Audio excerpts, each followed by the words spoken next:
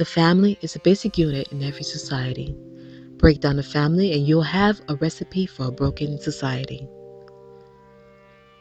It is a very well-known fact that 50% of all marriages end in divorce. Psychologists and sociologists believe that there are several cultural shifts which aided in the demise of marriages.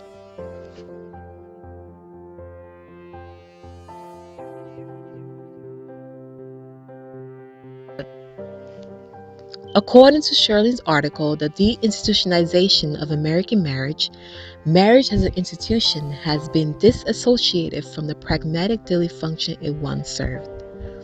Thus, such cultural shifts in the latter half of the 20th century have contributed to a decline in marriage rates. This and other factors may explain the overall decline in marriages. However, it is alarming to see the rate at which the Black family is increasingly declining. Although marriage as a whole has been associated as a failing institution across the board, that is racially, however, the Black family statistics are comparably worse. Shirley continues in saying that present-day research shows that a decline in marriage among Blacks has been more precipitous than that has been in other groups. It's very intriguing that Black women were more often married than white women prior to World War II, yet since the 1980s have been increasingly less likely to be married. What has caused such a shift in our world? American slavery was profoundly different from, and in its lasting effects on individuals and their children, indescribably worse than any recorded servitude, ancient or modern. The feudal Catholic society of Brazil had a legal and religious tradition, which accorded the slave a place as a human being in the hierarchy of society.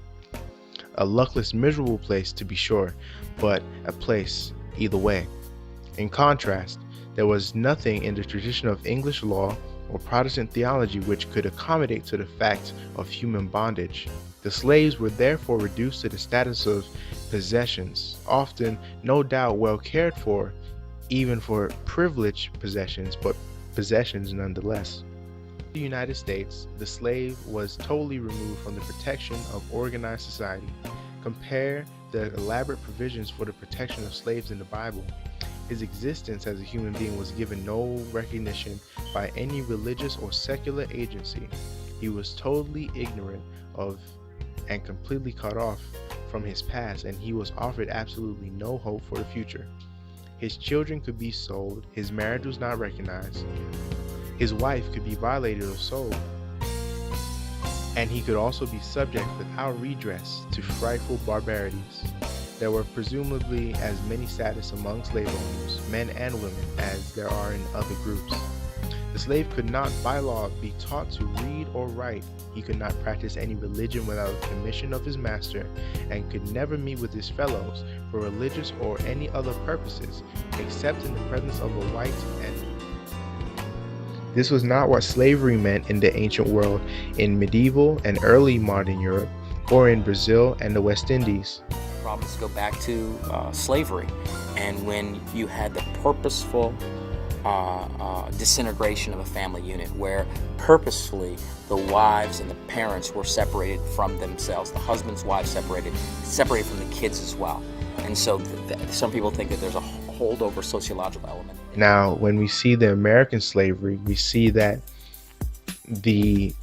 because of the chance of the family being broken apart because of being sold off, we can see that the family had to not only adjust to a matriarchy which was founded around the mother, but the Black family was taught that by obedience they will be rewarded.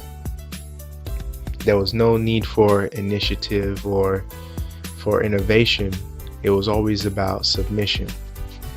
All right, I think that there are several reasons that there has been a breakdown in the African American family, but in my opinion, the most important issue, lack of respect between African American males and African American females.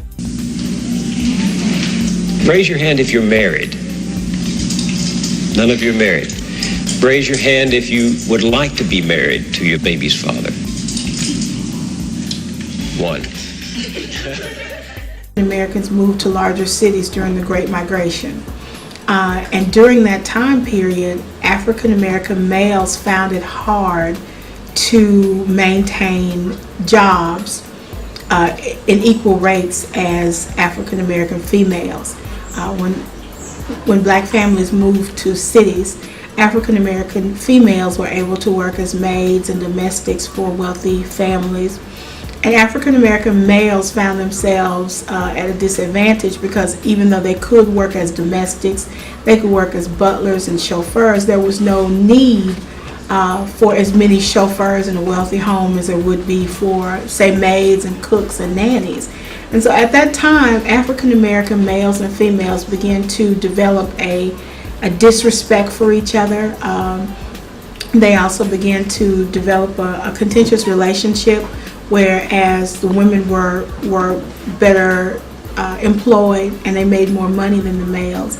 And when the balance between the shift between who was making the most money and who was going to be head of the family, when that kind of shifted, I think it left African American males feeling, once again in our history, had them feeling like they were less than a man. And as a result, African American males begin to check out of the family. You don't plan to get married. Why don't you plan to get married? I'd like to know that. You already have your child to think about, and then a whole family to care for. You know, it's a lot of responsibility, and then you don't want the commitments. The Industrial Revolution and through the onset of certain types of welfare laws, where it was almost encouraged in certain low-income communities for there not to be a male in the home because certain amounts of monies and food stamps, etc., were not given. The welfare policies in the late 50s, early 60s probably accelerated that more than any other single factor in that the Aid to Families with Dependent Children program saw a significant change. Psychologists point out that slavery in all its forms sharply lowered the need for achievement in slaves. Negroes in bondage, stripped of their African heritage, were placed in a completely dependent role. Psychologists point out that slavery in all its forms sharply lowered the need for achievement in slaves. Negroes in bondage, stripped of their African heritage, were placed in a completely dependent role. All of their rewards came not from individual initiative and enterprise, but from absolute obedience, a situation that severely depresses the need for achievement among all peoples. Most important of all, slavery vitiated family life. Since many slave owners neither fostered Christian marriages among their slave couples nor hesitated to separate them on the auction block, the slave household often developed a fatherless, mother-centered pattern. Poverty in the 60s, we began to see an unraveling of the entire black community because the family collapsed. During the 60s, the black family was pretty healthy. 78% of husbands were in their homes with their wives raising their children. But after this lure to government that said you don't have to work, you don't have to save, you don't have to get married, over time marriage stopped occurring to where now 7 out of 10 black children are born outside of marriage. And what happens when you don't have that intact family is your values change. So your culture changes. A lot of African American females feel that black men are weak and all are up to no good and all of them are players and they don't want to be good fathers. And African American males view black women as hostile and angry and bossy. And so, and I've even heard people say that a black woman won't let a black man be a man. And so I think those things that have occurred have caused the black family to break down. They have caused the black men to leave the home, and they have caused black women to take a more take a more leadership role in the home. The struggles that we've gone through over the last 100 years, in most instances, it should have brought us together. But instead of bringing us together, those things tore us apart. And I think African American males and females have there's a need to develop a respect for each other once again. Any boundaries, need no man to tell us what to do. Well, we hadn't had no man to tell us what to do anyway. You couldn't tell us what to do in slavery, so we didn't really have no fight with you about that. That was the white woman's fight with her man, but we took it on. I want to be free. Ain't nobody gonna tell me what to do. And then women started having babies, what they call out of wedlock, and then that got to be okay too. Oh, it's all right. Once it got accepted by society, all of the rest of the people, then it was okay then to just have a baby. In fact, I don't even want him for nothing but to just have a baby.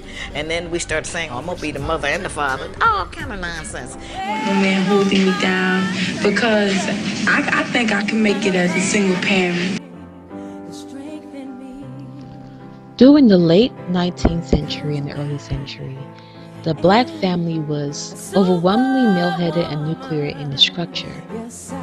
However, due to several things that have already been discussed, and especially the rise of the feminist movement, a switch began to occur. Women not only had the upper hand in economics, but now they were demanding leadership within the family, something that they were so accustomed to throughout slavery and throughout the different processes in the reconstruction of the black family. And thus, the struggle began with the tug of war with leadership in the black home. The drug culture became very much heightened in the 60s, in which black communities were inundated with drugs in a way that, and with this, a number of black men were incarcerated, so that removed them out of the family setting, which then created a situation, a scenario where you have single parent homes, where you have women who are leading those homes, and there's no male image, no father figure in the homes. And this as probably another factor in the breakdown of the black family.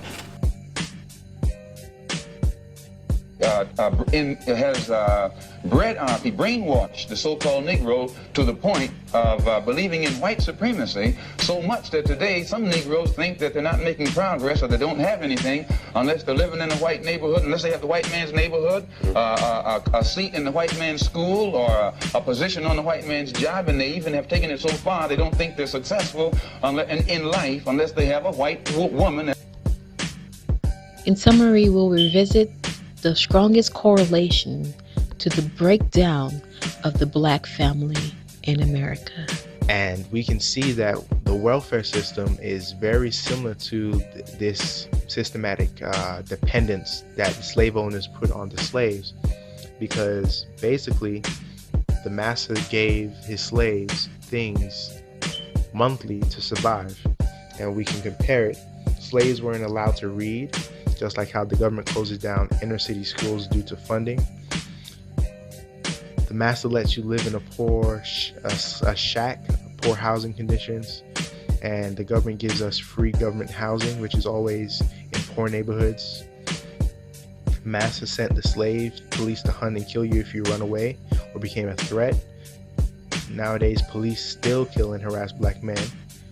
Master separates family, and for nowadays, in order to receive government assistance, no man can be in the home. It's the same kind of implementation of slavery. It's just more subtle.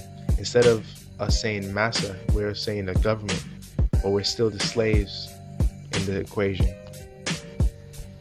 The black family in question should not be in existence based on all that historical events have placed on it. But yet the black family continue to strive and grow, and that is the beauty of it all.